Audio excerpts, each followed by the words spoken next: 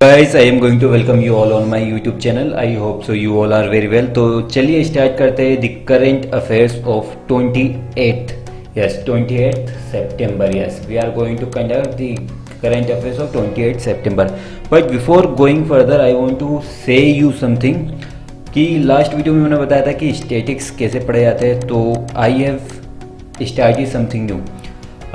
Started something new कि आपको current affairs plus statics सब कुछ इसी में मिलने वाला है। अब वो कैसे, ये मैं बताऊंगा। लास्ट वीडियो में मैंने ये बताया था, अगर आपने देखा नहीं है तो जाके देखिए कि कैसे स्टैटिक्स पढ़ा जाता है, तो वो तो बता दिया था। बस इस वीडियो में उसको मैं इम्प्लीमेंट करके बताने वाला हूँ कि कैसे पढ़ा जाता है, कहाँ से पढ़ा जाता है, कैसे you will get more than 90% marks in current affairs and statics. तो चलिए जल्दी से हम स्टार्ट करते हैं और वन बाई वन आप सभी क्वेश्चन को कंप्लीट करते हुए देखिएगा कि कैसे स्टैटिक्स और करेंट अफेयर्स साथ साथ पढ़ा जाता है। तो first question in front of us is India and Nepal unveiled a website for all information related to education projects under Government of India assisted post-earthquake reconstruction initiatives in Nepal.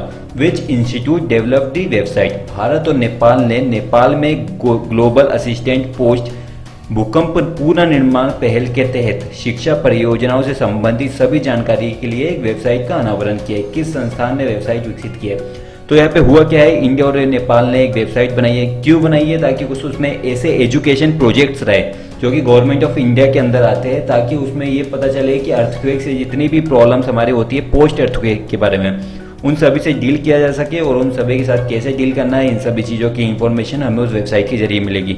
तो question ये है कि आखिर उसको बनाया किसने है? तो answer of this question is central building research institute. या सेंट्रल बिल्डिंग रिसर्च इंस्टीट्यूट, ये आप गेस भी कर सकते हो यहाँ पे, क्योंकि यहाँ पे अर्थक्वेक की बात हो रही है। अर्थक्वेक कहीं ना कहीं बिल्डिंग के रिसर्च पे ही डिपेंड करता है। तो इसका आंसर है केंद्रीय भवन अनुसंधान संस्थान। इसके बारे में थोड़ी सी इंफॉर्मेशन हम लेते हैं कि इसको आके स्टार्ट किसने किया था। चलिए स्टैटिक्स पढ़ना है, चलो यही से स्टार्ट करते हैं कि आखिर इसको लॉन्च किसने किया है। तो इसको लॉन्च किया है Indian ambassador to Nepal. Yes, Indian ambassador to Nepal. अब बात आती है कि इंडिया के एम्बेसडर कौन है नेपाल में, तो उनका नाम है Vinay Mohan Kwatra. Yes, the name is Vinay Mohan Kwatra. तो इसको याद करके बिल्कुल रखिएगा, इन्होंने लॉन्च किया था ये। तो अब बात आती है कि एम्बेसडर क्या होता है, हाई कमिश्नर में क्या डिफरेंस होता है। तो मैंने लास्ट वीडियोस में आपको बताया था, एम्बेसडर सिर्फ नॉर्मल कंट्रीज में रहता है जहाँ इंडिया के साथ उनके नॉर्मल रिलेशनशिप रहते हैं, लेकिन जो रहती है किस टाइप की कंट्री, कुछ डिफरेंट टाइप की कंट्री रहती है, जैसे कहते हैं Commonwealth countries. Yes, Commonwealth countries जो रहती है वहाँ पे हमारे एम्बेसडर न होकर वहाँ रहता है हाई कमिश्नर। यस, दोनों पोस्ट इक्वल है, सब चीज़ इक्वल है, बट नाम दोनों के अलग अलग है। चलिए नेक्स्ट क्वेश्चन की तरफ आगे बढ़ते हैं जल्दी से। India along with which country has begun the joint security patrol in Kapilvastu district. Bharat ने कपिलवस्तु डिस्ट्रिक्ट जिले में किस देश के साथ सुरक्षा गश्ती दल की शुरुआत की है? इससे ये तो सिंपल सी बात क्लियर होती है कि कपिलवस्तु जो जगह है वहाँ पे गश्त करेगा इंडिया किसी कंट्री के साथ में। तो चलिए जल्दी से देखते हैं कि उसका आंसर क्या है। उसका आंसर है Nepal. Yes, Nepal is the right answer. तो जो सिक्योरिटी फोर्सेस है नेपाल की और इंडिया की, उन्होंने डिसाइड किया है कि वो गश्त करेगी कहाँ पे, कपिलवस्तु डिस्ट्रिक्ट में। तो एग्जाम में क्वेश्चन क्या आ सकता है कि कपिलवस्तु डिस्ट्रिक्ट कहाँ पर है, तो ये इंडिया में नहीं है, ये है नेपाल में। ठीक है, अभी क्यों कर रहे हैं? ताकि जितने भी कोविड-19 के पेशेंट है, यस, जिनको भी कोविड-19 है, वो इंडिया से नेपाल और नेपाल से इंडिया में आना जाना ना कर सके। इसके अलावा जितनी भी इलीगल चीज़ें हैं उन सभी को वो रोक सके। अब यहाँ पे बात आती है स्टैटिक की, तो क्या स्टैटिक बन सकता है यहाँ पे? तो ये एक बात बताइए कि इंडिया की जो बॉर्डर लगती है नेपाल के साथ में, तो वहाँ पे कौन सी फोर्स रहती है? यस, क्या वहाँ पे बीएसएफ रहती है? नहीं, बीएसएफ रहती है हमारी सिर्फ किस के साथ में, पाकिस्तान के साथ में, प्लस बांग्लादेश के साथ में बीएसएफ रहती है। लेकिन नेपाल के साथ में जो बॉर्डर रहती है उसको कहते हैं SSB. Yes, it is known as SSB, मतलब सशक्त नहीं, Seema Suraksha Bal. It is known as Seema Suraksha Bal. Yes, सीमा सुरक्षा बल जो रहती है वो इंडिया और नेपाल के बीच में काम करती है। चलिए नेक्स्ट क्वेश्चन की तरफ आगे बढ़ते हैं। बिफोर गोइंग फर्दर, जब हम स्टैटिक पढ़ ही रहे, सीख ही रहे स्टैटिक कैसे पढ़ा जाता है, तो चलिए इसी क्वेश्चन से इंप्लीमेंट करके देखते हैं कि हम आखिर स्टैटिक पढ़ कैसे चलते हैं। तो यहाँ पे हमारे सामने ऑप्शन क्या लिखे हैं, देखिए सबसे पहले भूटान। तो भूटान के बारे में थोड़ी सी इंफॉर्मेशन हमने यहाँ से निकालेंगे कि आखिर ऑप्शन में आया तो क्यों आया। तो भूटान की जो कैपिटल है वो क्या है, थिम्पू, यस, भूटान की कैपिटल है थिम्पू। करेंसी क्या है? Ngultrum, yes, ngultrum is the currency of Bhutan. Next one is Myanmar. तो म्यांमार की कैपिटल क्या है? म्यांमार की कैपिटल है नेप्याईताओ, यस, म्यांमार की कैपिटल नेप्याईताओ और करेंसी है क्यात। अगर आप मेरे वीडियोस देखते हैं तो आपको स्टेटिक के लिए कहीं और जाने की जरूरत नहीं है। NTPC bank, NTPC bank, SSC, MPPSC, UPSC, जितने भी एग्ज़ाम है, अदर स्टेट के जो एग्ज़ाम रहते हैं, एसआई पुलिस की देख लो आप, जितने भी एग्ज़ाम है उन सभी के लिए आपको करंट अफेयर स्टेटिक 100% यहाँ से मिलेगा और you will get more than 90% marks in these 2 subjects. Pakistan की बात करें तो हमेशा की तरह मैं कहता हूँ कि लाहौर, कराची में कंफ्यूज बिल्कुल नहीं है, मत होइए, क्योंकि ये कैपिटल नहीं है, इसकी कैपिटल है इस्लामाबाद। करेंसी है पाकिस्तानी रुपी। नेपाल की बात कर रहे हैं तो कैपिटल है Kathmandu, yes, capital is Kathmandu and currency is Nepalese rupee, yes, currency is Nepali rupee. Next question की तरफ आगे बढ़ते हैं। Which is first country in the world that plans to introduce climate financially report for companies to tackle the climate crisis? दुनिया का पहला देश कौन सा है जो जलवायु संकट से निपटने के लिए कंपनियों के लिए क्लाइमेट फाइनेंशियल रिपोर्ट को तैयार कर रहा है? मतलब क्या है कि जैसे कि हमें पता है कि जब भी कोई क्राइसिस होती है, क्राइसिस कौन सी? Climate crisis. क्लाइमेट क्राइसिस में क्या क्या हो सकता है? भूकंप आ गया, अर्थक्वेक, ठीक है, ड्रॉट आ गई, सूखा पड़ गया, बाढ़ आ गई, ठीक है, ये सभी जो रीज़न है ये कहलाते हैं क्लाइमेट क्राइसिस। इनकी वजह से अगर होता है तो क्या होता है? ये वजह से होगा तो हमारी इंडस्ट्रीज वगैरह बंद हो जाएगी और जितना भी हमें फाइनेंशियल लॉस होगा तो वो क्या कहलाता है? Climatic financial report crisis, yes. Crisis क्या होता है? Climatic financial crisis. क्लाइमेटिक जितने भी क्राइसिस होती है उनकी वजह से जो फाइनेंशियली लॉस होता है वो कहलाता है क्लाइमेटिक फाइनेंशियल क्राइसिस। तो ऐसा कौन सा देश बन गया है जो इसकी एक रिपोर्ट बनाने वाला है कि हाँ क्या क्या होने वाला है, कैसे कैसे होने वाला है? तो उसका आंसर हमारे सामने है न्यूजीलैंड, यस, न्यूजीलैंड ऐसा पहला देश बन गया है कि जो जल्दी से एक रिपोर्ट बनाएगा। अब ये बात करते हैं कि आखिर ये जो किस फ्रेमवर्क पे काम करेगी। एग्जाम में क्या क्वेश्चन आ सकता है कि आखिर ये किस फ्रेमवर्क पे काम करने वाली है? तो इसका आंसर होता है TCFT, यस, TCFT। TCFT का फुल फॉर्म क्या है? Task force on climate related financial disclosures, yes. क्या है इसका full form? Task force on climate related financial disclosures. इस फ्रेमवर्क पे काम करने वाला है न्यूजीलैंड और जल्दी से जल्दी वो एक रिपोर्ट तैयार करने वाला है जो फाइनेंशियल अवेयरनेस के बारे में हमें क्राइसिस के टाइम पे बताने वाली है। इसके अलावा और कौन कौन सी कंट्री है जो इसकी तैयारी कर रहा है ये चीज़ें बनाने के लिए? देखिए ये एक इंपॉर्टेंट क्वेश्चन बन जाता है क्योंकि it is a first country हो। इसके अलावा कौन कौन सी कंट्री है? फॉर एग्जाम्पल ऑस्ट्रेलिया हो गया, कैनेडा हो गया, ठीक, उसके बाद UK ले लो आप, फ्रांस ले लो और जापान ले लो।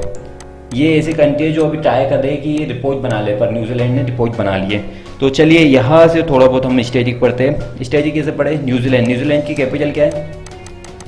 वेलिंगटन। करेंसी न्यूजीलैंड की है डॉलर। डॉलर US डॉलर नहीं, यहाँ पे है न्यूजीलैंड डॉलर, ठीक है। जर्मनी की कैपिटल बर्लिन, यूरो। स्पेन की कैपिटल मैड्रिड, यूरो। जैसा कि मैंने बताया है कि एक मेरा आज वीडियो आया है स्टैटिक के ऊपर, आप उसको देखिए, आपको पता चलेगा कि कहाँ कहाँ रुपी यूज़ होता है। 8 कंट्रीज में दिरहम प्लस दिनार यूज़ होता है, प्लस अगर ये यहाँ पे 8 और 16 कंट्री होती है तो रिमेनिंग जो 20 प्लस कंट्रीज है वहाँ पे यूरो यूज़ होता है। तो ये सभी आपको 45 कंट्री जहाँ पे कैपिटल प्लस करेंसी आपको मिल जाएगी। तो आप वो वीडियो को जल्दी से देखिएगा। तो यहाँ पे स्पेन की बात आई है तो मैड्रिड की बात आई है। मैड्रिड से हम किसको पहचान सकते हैं कि स्पेन से कौन बिलोंग करता है? स्पेन से बिलोंग करता है हमारा Cristiano Ronaldo, yes, Cristiano Ronaldo, जो कौन है? एक दुनिया का नंबर 1 फुटबॉलर है, ठीक है। इसी हिसाब से मैड्रिड की बात करें तो रियल मैड्रिड जो है वो वर्ल्ड का one of the best football club है, ठीक है। ये यूएफए में होता है, यूएफए में आता है। नेक्स्ट क्वेश्चन की तरफ बात करते हैं। Which state government has launched मोक्ष कैलाश योजना, यस, किस राज्य सरकार ने मोक्ष कैलाश योजना को चालू कर दिया? अब ये मोक्ष कैलाश योजना क्या है? जैसा कि आप सभी को पता है कि कोविड-19 के कारण किसी को भी मोक्ष नहीं मिल पा रहा है, बिकॉज उनको सीधे सीधे बंद कर दिया जाता है ये बॉक्स में बिठा के। तो यहाँ पे क्या हो रहा है? यहाँ पे जो है कि उनको दो फैमिली मेम्बर को क्या करेंगे, इस तरह से एक बस में सुविधा दी जाएगी कि वो कहाँ पे जाए, वो गंगा नदी पे जाए जो है हरिद्वार में, वहाँ पे जाके उनकी एशिस मतलब अस्थियों का विसर्जन कर सकें। तो ये जो स्कीम है ये है मोक्ष कैलाश योजना। ये कहाँ से स्टार्ट की है? तो ये क्या स्टार्ट की है हमारे चीफ मिनिस्टर अशोक गहलोत ने। अब बात आती है कि अशोक गहलोत कहाँ से बिलोंग करते हैं, तो अशोक गहलोत बिलोंग करते हैं राजस्थान से। मध्य प्रदेश की बात करें तो कैपिटल है भोपाल। जुडिशल कैपिटल की बात करें तो वो हो जाती है जबलपुर। ठीक। नेक्स्ट है Punjab. Punjab plus Haryana, yes Punjab plus Haryana की कैपिटल क्या होती है? चंडीगढ़। दोनों की एक ही कैपिटल है। गोवा की बात करें तो कैपिटल है Panaji, yes Panaji is the capital. चलिए नेक्स्ट क्वेश्चन की तरफ आगे बढ़ते हैं। Bajaj Finserv has entered into health care sector by launching health tech solution business Bajaj Finserv health limited BFHS recently. Where is the headquarter of Bajaj Finserv located. ठीक है, बजाज फिनसर्व ने हाल ही में health tech solution business Bajaj Finserv health limited launch करके हेल्थ केयर सेक्टर में प्रवेश किया है। बजाज फिनसर्व का मुख्यालय क्या है? पहली बात तो देख लेते हैं कि बजाज फिनसर्व क्या है। ये है NBFC। NBFC क्या होती है? नॉन बैंकिंग फाइनेंशियल कंपनी, जो बैंकिंग का काम करती है लेकिन वो गवर्नमेंट या प्राइवेट या नेशनलाइज्ड बैंक नहीं होती है, वो एक कंपनी होती है, वो बैंक नहीं होती है। ये अभी तक NBFC का काम करती थी, अब कहाँ आ रही है? ये अब आ रही है हेल्थ सेक्टर में आ रही है। तो अब हमारे सामने क्वेश्चन है कि आखिर कहाँ पे इसका हेडक्वार्टर है? बजाज फिनसर्व का हेडक्वार्टर क्या है? तो इसका हेडक्वार्टर है पुणे में। पुणे कहाँ है? महाराष्ट्र में, यस महाराष्ट्र में। Next question, what will be the contraction in Indian economy in 2020 as per the estimation UNCTAD। UNCTAD के अनुमान के अनुसार 2020 में भारतीय अर्थव्यवस्था में संकुचन क्या होगा? तो यहाँ पे तो सबसे पहले हमारे सामने लिखा है UNCTAD। इसका फुल फॉर्म क्या है? United nation conference, yes United nation conference on trade and development, yes United nation conference on trade and development. इसका फुल फॉर्म में इसने कितने परसेंट कहा है कि हमारा जो एस्टिमेशन होने वाला है या कहा है कि हमारा कॉन्ट्रैक्शन होने वाला है वो इंडियन इकोनॉमी का होने वाला है? तो इसका आंसर है 5.9%, यस 5.9% होने वाला है। तो जैसे कि आप सभी को बताया कि United nation conference on trade and development ने रिपोर्ट दी है जिसके अकॉर्डिंग हमारी जो ग्लोबल जो इकोनॉमी है वो कॉन्ट्रैक्ट कितने परसेंट से होने वाली है? 4.3% से होने वाली है। वही इंडिया की बात करें तो होने वाली है 5.9% से। अगले साल की बात करें तो 2021 के लिए इसने कितना एस्टिमेट किया? तो इसने एस्टिमेट किया 3.9%। ओवरऑल इस साल देखा जाए तो हमें क्या क्या होने वाला है? हमें इनकम लॉस होने वाला है। यस, ये हमारी GDP या इंडिया की हालत है कि इस बार हमें पूरा की पूरा इनकम लॉस होने वाला है। ठीक है, अब यहाँ पे कुछ चीज़ों को थोड़ा बहुत समझ लेते हैं। किन चीज़ों को समझ सकते हैं यहाँ पे? फिलहाल इस क्वेश्चन को स्किप करके आगे बढ़ते हैं, आगे समझते हैं वो चीज़ों को। India's iCreate has signed MOU with which countries startup nation central to collaborate in tech innovation and startup. Bharat के iCreate ने टेक इनोवेशन और स्टार्टअप में सहयोग करने के लिए किस देश के स्टार्टअप राष्ट्र केंद्रीय के साथ समझौता ज्ञापन पर हस्ताक्षर किए? तो इसका आंसर है Israel. Yes, Israel is the right answer. ये एक साइन हुआ है MOU स्टैंड फॉर करता है मेमोरेंडम ऑफ अंडरस्टैंडिंग, जिसके बीच में एक जो हमारे यहाँ की कंपनी है iCreate का फुल फॉर्म क्या है?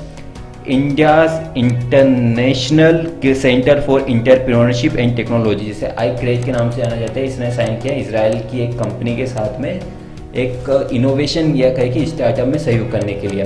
यहाँ पे देखते हैं स्टेटिक पार्ट। ईरान की कैपिटल हमें पता है कि ईरान की कैपिटल क्या है? ईरान की कैपिटल है तेहरान। और करेंसी क्या है? करेंसी है रियल। जॉर्जिया के बारे में जैसे मैंने पहले बताया, जॉर्जिया यहाँ है पैलेस्टीन, यहाँ है इजराइल। ठीक है, ये पैलेस्टीन और इजराइल आपस में लड़ते रहते हैं, इसलिए वजह से जॉर्जिया में कभी कभी प्रॉब्लम आ जाती है। तो जॉर्जिया की कैपिटल यहाँ पे क्या बनती है? Tbilisi। यस, जॉर्जिया की कैपिटल है Tbilisi। और बात करें हम इसकी करेंसी की, तो इसका करेंसी का नाम है लारी। इजराइल की बात करें तो new shekel is the currency. Capital की बात करें तो जेरूसलेम। ठीक है, रशिया की बात करें तो कैपिटल हो जाती है हमारी Moscow, very beautiful city of the world. And currency की बात करें तो रूबल और कहाँ यूज़ होती है? यस, माय क्वेश्चन इज कि रूबल क्या है? सिर्फ रशिया में चलती है? नहीं, रूबल किसकी और कैपिटल है? Rouble is the also capital of Belarus. Next question, name the person who has been appointed as a new administrator of PMC bank. PMC bank क्यों इतना हाईलाइट हुआ था? क्योंकि यहाँ पे हुआ था बहुत बड़ा करप्शन। यस, इसको याद रखिए, इस बैंक का नाम PMC बैंक का नया प्रशासक किसे नियुक्त किया गया? तो PMC का फुल फॉर्म क्या है? सबसे पहला क्वेश्चन तो हमारे दिमाग में ये आना चाहिए कि PMC का फुल फॉर्म है Punjab and Maharashtra cooperative bank. तो इसका आंसर है AK Dikshit. Yes, AK Dikshit को अपॉइंट किया। ये क्या थे? ये फॉर्मल एक्स मैनेजर थे यूनियन बैंक के। यस, यूनियन बैंक के ये फॉर्मल एक्स मैनेजर थे, तो ये अपॉइंट हुए यहाँ पे। Next question, which organisation is appointed Khushi Chindalia as the green ambassador of India. Yes, green ambassador of India के लिए खुशी चिंदेलिया को किसने अपॉइंट किया है हमारे यहाँ? तो इसका आंसर है यूनाइटेड नेशन इन्वायरमेंट प्रोग्राम। जब भी आपको दिखे याद है कि ग्रीन एम्बेसडर मतलब आप समझ सकते हो एनवायरमेंट की बात हो रही है, तो इसका आंसर है UNEP। चलिए यहाँ की स्टैटिक पॉइंट समझते हैं कि आखिर UNEP का हेडक्वार्टर आखिर है का। यस, UNEP का हेडक्वार्टर नाइरोबी। Yes, Nairobi. और नाइरोबी कहाँ पे है? Nairobi is the capital of Kenya. Yes, Nairobi is the capital of Kenya. International labour organisation, जिसे ILO के नाम से जाना जाता है, इसका कहाँ पे हेडक्वार्टर? इसका हेडक्वार्टर है जिनेवा में। जिनेवा का है स्विट्जरलैंड में। स्विट्जरलैंड की कैपिटल क्या है? बर्न। करेंसी क्या है? Swiss franc. ये होता है स्टैटिक पढ़ने का तरीका। UNITO, united nation industrial development organisation, आखिर इसका हेडक्वार्टर का है? इसका हेडक्वार्टर है वियना में। वियना किसकी कैपिटल है? ऑस्ट्रिया की कैपिटल। वियना क्यों फेमस है? क्योंकि ये वर्ल्ड की मोस्ट रिलेबल सिटी है। मतलब यहाँ पे रिलेबल सिटी है, मतलब यहाँ पे आप आपके जहाँ पे रहोगे तो ये आपके लिए दुनिया में रहने के लिए सबसे अच्छी जगह है। जैसा कि मैं लास्ट वीडियो में बताया था कि यहाँ पे जो इंडियन एम्बेसी है, एम्बेसडर जहाँ रहते हैं, वो बहुत ब्यूटीफुल जगह है। लास्ट है united nation development programme UNDP। इसका हेडक्वार्टर तो बिल्कुल आपको पता होना चाहिए। इसका हेडक्वार्टर है न्यूयॉर्क में। न्यूयॉर्क में क्या फेमस है? न्यूयॉर्क में टाइम्स स्क्वायर। आप कभी भी न्यूयॉर्क जाओ तो टाइम्स स्क्वायर जाना बिल्कुल मत भूलिएगा। इस is a very famous and very beautiful place. यहाँ पे एक और जगह है Madison Square garden. Yes, Madison Square garden. Madison Square garden क्यों फेमस है? क्योंकि PM मोदी जब फर्स्ट टाइम PM बनने के बाद जब prime minister Narendra Modi USA गए थे, तो सबसे पहले जो इनका भाषण हुआ था वो मेडिसन स्क्वायर गार्डन में हुआ था। नेक्स्ट क्वेश्चन है हमारे सामने 10th question, Alexander Lukashenko has been appointed as president of which country. तो इसका आंसर है कि किस कंट्री के लिए अपॉइंट हुए? तो ये हुए हैं बेलारूस के लिए। जैसा कि अभी सभी मैंने आपको बताया है कि बेलारूस की करेंसी क्या है? बेलारूस की करेंसी है रूबेल, जो और कहाँ की करेंसी है? रशिया की। बेलारूस की कैपिटल मिन्स्क। यस, ल्यूथेनिया की कैपिटल क्या है हमारे सामने? Vilnius is the capital, currency euro. Poland की वॉर्शो कैपिटल है। जिलोटी जो है वो है इसकी करेंसी और वॉर्शो है कैपिटल। यूक्रेन की बात करें तो Kyiv is the capital and hryvnia is the currency. Next question, Ishmael Toroama was elected as president of Bougainville recently. What is the capital of Bougainville? Ishmael Toroama को हाल ही में bougainvillea के अध्यक्ष रूप में चुना गया है। बोगनविला की राजधानी क्या है? तो इसका आंसर हमारे सामने बनता है बुका is the right answer. Bougainvillea की कैपिटल है बुका। ठीक है। Next question 12, who has won the golden pain of freedom award of when IFRA 2020 के स्वतंत्रता संग्राम का गोल्डन पेन किसे जीता है? तो इसका आंसर है जिनीत बिधोया। यस, जिनीत बिधोया इज द राइट आंसर। ये कहाँ से बिलोंग करते हैं? ये बिलोंग करते हैं कोलंबियन क्या है? ये जर्नलिस्ट है। ठीक है। अब ये अवार्ड क्या है? मतलब वेन IFRA का फुल फॉर्म क्या है? इसका फुल फॉर्म है, ये एक एनुअल फ्रीडम अवार्ड है जो कि प्रेस के लिए दिया जाता है। ये है world association of news. When का फुल फॉर्म है वर्ल्ड एसोसिएशन ऑफ न्यूज़। इन्हें क्यों अवार्ड दिया गया है? क्योंकि इन्होंने बहुत अच्छा कंट्रीब्यूशन किया है एज अ जर्नलिस्ट। किस फील्ड में किया है? इन्होंने किया है प्रोटेक्टिंग वुमन राइट के फील्ड में किया है, और साथ ही साथ वुमन को इंकरेज करने के फील्ड में इन्होंने काम किया है। Next question, who represented India at G20 trade and investment ministers held recently. हाल ही में आयोजित G20 व्यापार और निवेश मंत्रियों की बैठक में भारत का प्रतिनिधित्व किसने किया है? तो इसका आंसर है हमारे union minister of commerce and industry and railway Piyush Goyal. ये कहाँ पे हुई है? तो यहाँ पे ये हुई है अपने इंडिया में हुई। यस, इंडिया में हुई है। इसको बात करें कि यहाँ पे और कौन था जिसको ये वर्चुअली हुई है? एक फेमस पर्सन यहाँ पे था। यहाँ पे पर्सन जो था वो सऊदी अरेबिया की प्रेसिडेंसी थी। यस, सऊदी अरेबिया की प्रेसिडेंसी थी, जो कि वहाँ पे बहुत ही ज़्यादा हाईलाइट हुई थी। ठीक है। इसके बाद है कि आखिर इंडिया ने किस चीज़ के लिए मना किया है? तो इंडिया ने मना किया है DFT के लिए, जिसका फुल फॉर्म है data free flow with trust. ये एक कॉन्सेप्ट लाया था एक G20 ने ट्रेड और इन्वेस्टमेंट की फील्ड में जापान ने लाया था। जापान के शिंजो आबे ने बताया था कि हमें DFFT को फॉलो करना चाहिए, जिसका फुल फॉर्म है डाटा फ्री फ्लो ट्रस्ट, पर इंडिया ने उसके लिए मना कर दिया। Next question, US based KKR plans to buy 10% stake in Reliance retail ventures limited RRVL for ₹5550। US आधारित KKR ने रिलायंस रिटेल वेंचर लिमिटेड में कितने परसेंट की हिस्सेदारी खरीदने की योजना बनाई है? 550 करोड़ में। तो इसका आंसर है 1.28% खरीदने वाले हैं। अब इसमें रुपये याद रखना पड़ेगा हमको कि KKR जो है जो यूएस बेस्ड एक कंपनी है, ये रिलायंस रिटेल में कितने परसेंट का वेंचर खरीद रही है? 1.28% का। इसकी कीमत है 5550। बड़ा इजी याद करना। Next question, the competition commission of India CCI has approved N acquisition of 100% shares of mid life by which company? तो इसका आंसर है API holding. Yes, competition commission of India ने अप्रूव कर दिया एक्विजिशन को of 100% equity shares of mid life international private limited. Yes, mid life international private limited का किसके द्वारा? API holdings private limited company के द्वारा। Next question, find the organisation which has successfully conducted the flight test of Abhyas high speed expendable aerial target HEAT from ITR Orissa.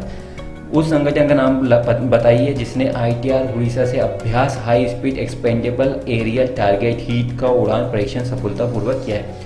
अब बात आती है कि आखिर कौन सा ऑर्गेनाइजेशन इसको कर सकता है? तो इसका आंसर है DRDO। ये एक ऐसी संस्था है जो ये सब कर सकती है। ठीक है, हुआ क्या है, इन्होंने एक हीट का फुल फॉर्म क्या है याद रखिएगा, एक अभ्यास है, फ्लाइट टेस्ट ऑफ अभ्यास है जिसमें हीट यूज होती है। या कहे कि एक हीट एक नाम है, ठीक है, जो एक कॉन्सेप्ट यूज हो रहा है उसका नाम है हीट का फुल फॉर्म क्या है? High speed expendable aerial target. या इसको लॉन्च किया गया है, अभ्यास को लॉन्च किया गया है DRDO के द्वारा उड़ीसा में क्यों लॉन्च किया गया है? क्योंकि उड़ीसा में एक साइट है जहाँ पे हर तरह के टेस्ट का परीक्षण किया जाता है। अब बात करते हैं हम DRDO की। DRDO का हेडक्वार्टर का है? DRDO का हेडक्वार्टर है हमारे न्यू दिल्ली में। इसरो की बात करें तो इसरो का हेडक्वार्टर क्या है? इसरो का हेडक्वार्टर है बेंगलुरु में। Next question, find which is the first Indian company to manufacture indigenous composite sonar dome to be mounted on P15 alpha. स्वदेशी composite sonar dome P15 alpha पर आरूढ़ बनाने वाली पहली कंपनी कौन सी है? कौन सी कंपनी है जिसने कि इंडिजीनियस कंपोजिट्स सोनार डोम को बनाया है? तो इसका आंसर है Kineco limited. Kineco limited is the right answer. 18th question, DRDO successfully test fire the indigenous developed laser guided anti tank guided missile from main battle tank. DRDO ने मुख्य बैटल टैंक, जिसका नाम हमें बताना है, इसे स्वदेशी रूप से विकसित laser guided anti tank guided missile का सफलतापूर्वक परीक्षण किया है। ऐसा कौन सा मुख्य बैटल टैंक है जिसके द्वारा laser guided anti tank guided missile का परीक्षण किया गया है DRDO के द्वारा, defence research and development organisation के द्वारा? तो इसका आंसर है Arjun. Yes, Arjun is the right answer. ये कहाँ से किया गया रहेगा? अब इसका आंसर आए तो इसका आंसर आप सभी को बताना है कि ये कहाँ से किया गया रहेगा, but the right answer is Arjun. Next question है, mountaineer Ang Rita Sherpa popularly known as snow leopard who is in news recently belongs to which country? पर्वतारोही रीटा शर्पा लोकप्रिय रूप से स्नो लेपर्ड के नाम से जाना जाती है, किस देश से संबंधित है? तो चलिए इनके बारे में थोड़ी सी बात करते हैं कि आखिर क्यों फेमस है। ये एक है माउंटेनर। यस, माउंटेनर मतलब इन्होंने क्या किया है? इन्होंने किया है स्केल किसको किया है? माउंट एवरेस्ट को। यस, इन्होंने माउंट एवरेस्ट को स्केल किया है। क्यों इतनी फेमस है? 72 ईयर्स की है बिकॉज ये उन्होंने 10 times without bottle of oxygen, yes, without oxygen bottle के माउंट एवरेस्ट पे चढ़ी थी। और अभी क्या हो गया? इनकी हो गई है डेथ। यस, इनकी हो गई है death. That is why she is famous. Rita Sherpa कहाँ से बिलोंग करती थी? शी बिलोंग्स टू नेपाल की कैपिटल काठमांडू। चीन की कैपिटल क्या है? बताइए जल्दी से। चीन की कैपिटल है बीजिंग, भूटान की थिम्पू, भारत की New Delhi. Last question of this session, Asha Lata Wabgaonkar who passed away in September 2020 is a renowned. सितंबर 2020 में निधन हो चुके आशा लता वाबगांवकर एक प्रसिद्ध क्या थी? ये थी एक प्रसिद्ध एक्टर। अब एग्जाम में आ सकता है किस तरह की एक्टर थी? तो ये थी मराठी एक्टर। तो this is my video. I hope so you have liked my video. Join my Telegram channel for the videos and upcoming notification and content. So thank you so much for watching this video. Bye bye.